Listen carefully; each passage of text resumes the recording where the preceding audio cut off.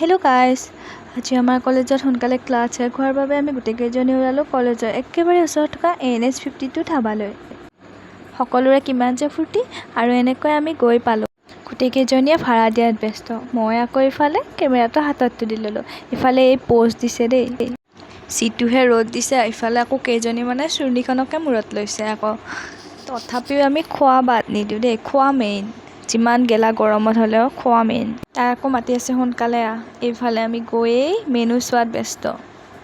ৰ'ব অকল মেনু চালে ক'ত হ'ব, বাজেটটো মিলাব লাগিব নহয়। এইফালে এইজনী আকৌ কেলকুলেটাৰ কৰিব ধৰিলে। আহি গ'ল খোৱা বস্তু আমাৰ।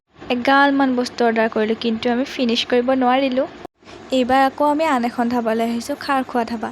এইবাৰ কিন্তু অকল আমি আইচক্ৰীম খাবহে আহিছোঁ দেই। এইজনীয়ে আকৌ ফূৰ্তিতে হাত চাপৰিকে বজাইছে। আইচক্ৰীম খাই বৈ উঠি আমি একদম খেলিবলৈ ল'লোঁ। স্কুলীয়া দিনবোৰ যেন আকৌ এবাৰ কলেজ লাইফত ঘূৰাই পালোঁ। কিমান যে ৰিলছ বনালোঁ, শেষত গ্ৰুপ ফটো এখন উঠাকৈ জানো আহিব পাৰোঁ। অৱশেষত আমি ঘৰলৈ উভতিলোঁ।